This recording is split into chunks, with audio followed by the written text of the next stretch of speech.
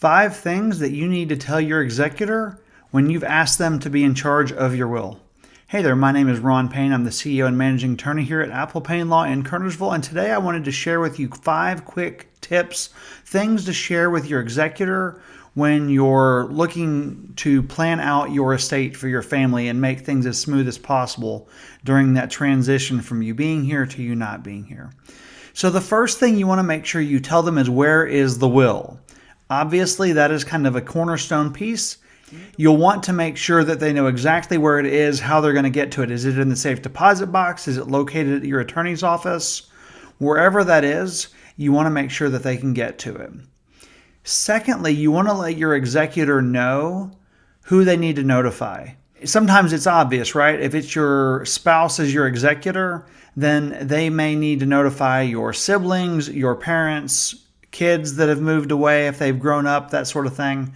But you want to give them a list, because if you've done your will properly, not only do you have your primary executor, which might be your spouse or a sibling, but you might have a backup or a backup of your executor, and they may not know as closely as the first person in your will who needs to be notified. So make sure you let them know who to notify. Third, you need to let them know your passwords, or at least how to get into your passwords. So if you use something like LastPass, 1Password, I think there's a thing called Dashkeeper, any of those password management apps, you're going to need to let them know how to get into those if you have things that are going to require them to be able to access them to take care of wrapping up your bills. You're going to want to make sure that they have that information, especially if you keep it in one of those locked up programs. So letting them know how to get into that, that's going to be key. Fourthly, you're going to let them know who gets what.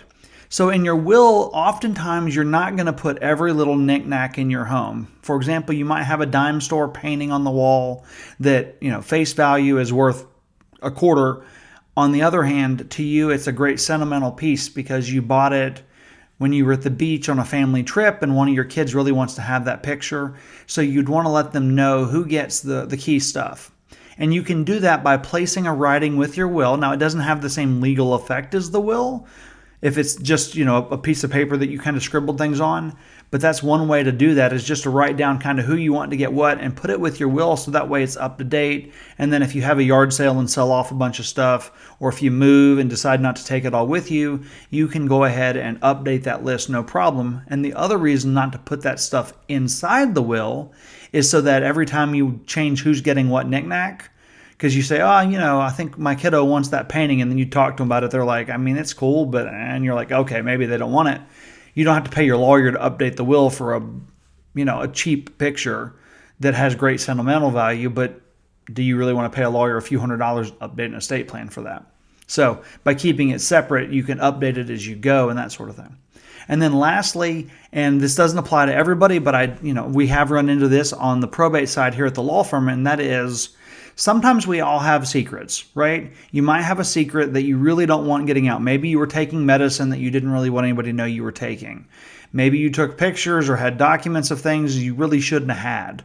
It's not a bad idea to let somebody who's really close to you and whom you trust know where those secrets are hidden, if you will, and what they can do to make those things go away. That way, maybe your spouse doesn't have to go through that stuff, that sort of thing. So, where is the will? Who to notify? How to get into your passwords? Who gets what? And if there's any skeletons that need to get cleaned out, then who do you want to take care of those and where they are, so they can do that without the burden of the whole family finding out.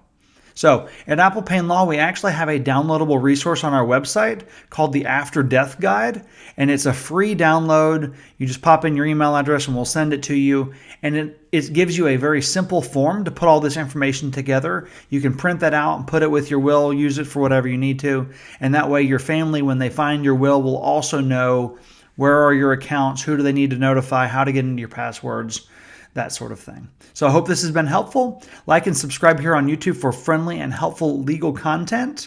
And if we can ever help with your estate plan or probate needs, reach out to us on the web here at applepainelaw.com or on telephone at 336-281-6928. Thanks so much, and until next time, take care and have a great day.